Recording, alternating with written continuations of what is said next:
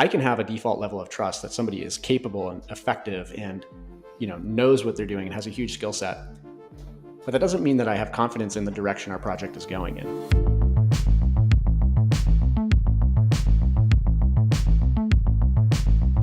You pick your friends, you don't pick your family, right? We all understand this. And we're here to create a very high talent density and to execute with very high degrees of efficiency towards our objective. And so that's the environment that we're starting this conversation in. And we have a really great hiring and onboarding and really culture selection mechanism or structure in place. So people are selecting levels as much as levels is selecting them. They're finding what we put out there into the world and they're saying, that's for me. So when our hiring is working, which I would say it is, we can kind of start at default trust. And that's important. It's like, this is not an unknown variable. When someone comes into the levels culture, we can all kind of just say, this is going to be value additive because I trust that our hiring practices are doing what they're supposed to do. And so this person, they're not, random. They're not somebody who's going to dismantle our culture or is going to feel that it's in opposition to them. They've chosen this place. We've chosen them. So we're at a default level of trust. But when you're talking about projects and execution, that's where the context of confidence comes in. And we're pushing back a little bit on a few themes that can arise when you're in an asynchronous and remote environment, which is that if I don't have confidence that the things that I rely on you to execute on, I can't do my job effectively because I'm constantly having to split my brain and focus on the work you're doing or making sure that it's on task.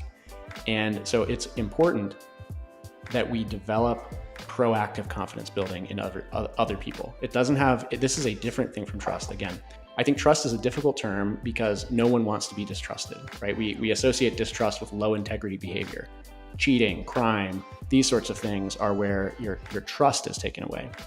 Confidence is like pretty close to synonymous here, but it's really weighty. People want confidence, but it's more of an optimization thing than it is a deficit. Like, if I don't have trust in you, then I distrust you. If I don't have confidence in you or in us, then that is an ambiguity, right? It's neither, I would argue that it is not a personal affront or a declaration or a judgment on you. It's a statement of the circumstances.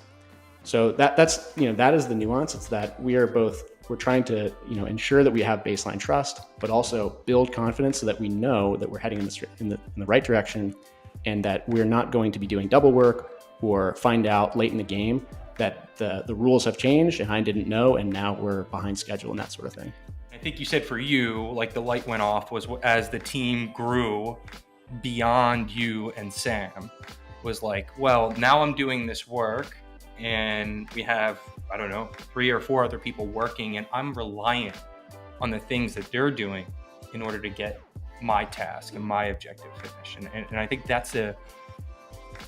it's a really important distinction. Over the past few weeks and months, as the team has grown, where now people are operating in ambiguity and some people are proactive about going and sourcing the information they need. They're like, I need to build confidence. I'm going to go find it. And so it can feel like pestering or micromanagement to be constantly pushed for data or for information or for updates. And there's been some degree of friction around this. And this is what Sam and I were talking about, is that, we need to express something about this element specifically, which is that this is not micromanagement. We're in an asynchronous remote environment. And in that environment, confidence and context are not to be assumed. Like, they atrophy. The absence of information is not confidence. It's the opposite of that.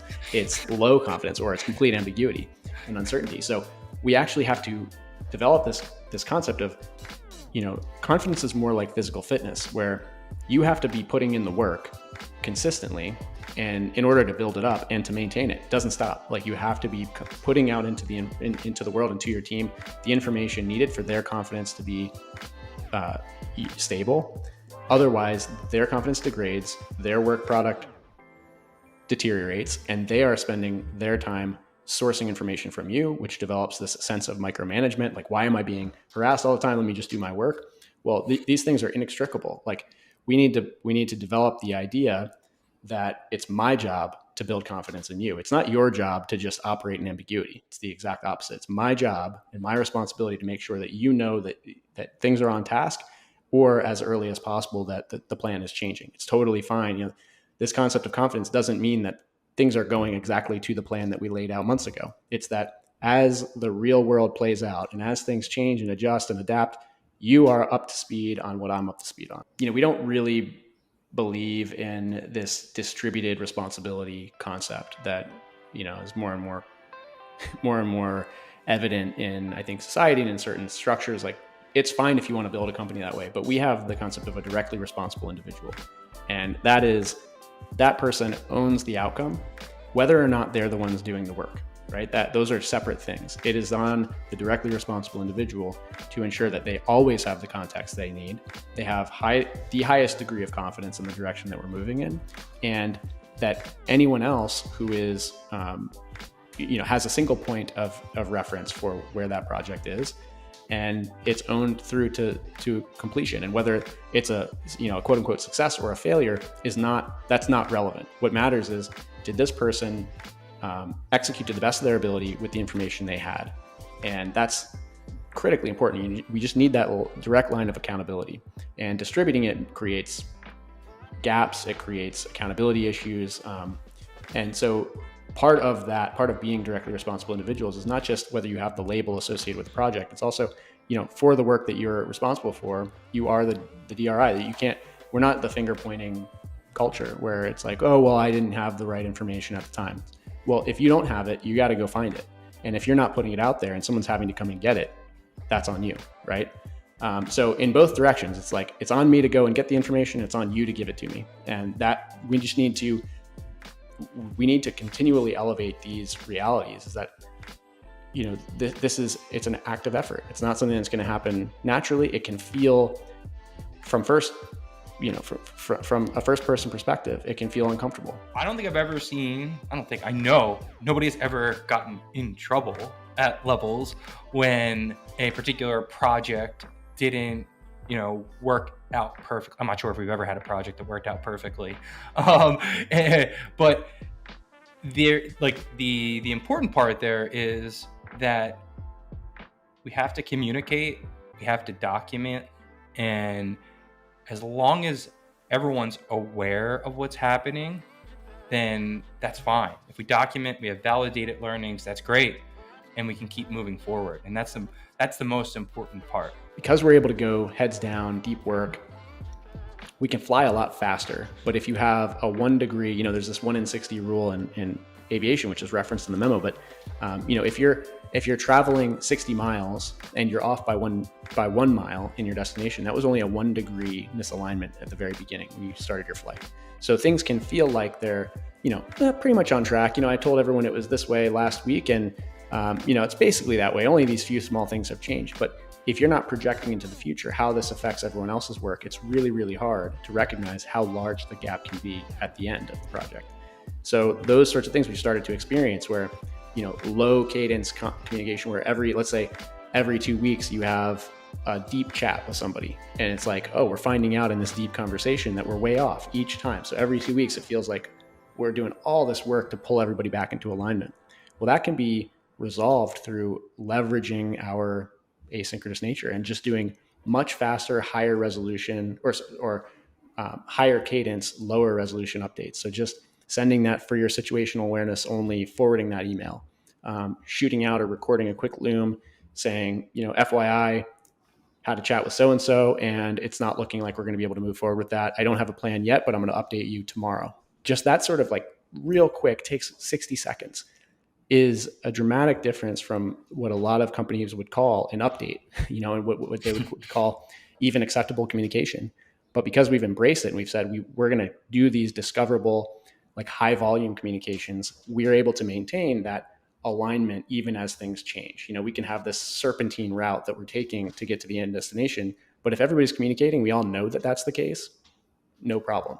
That's just the rules of the game that we're playing. So yeah, that's a little bit long-winded, but it's just to talk about, like, this doesn't necessarily map to every culture. I think confidence is earned does. Confidence is earned is a reality.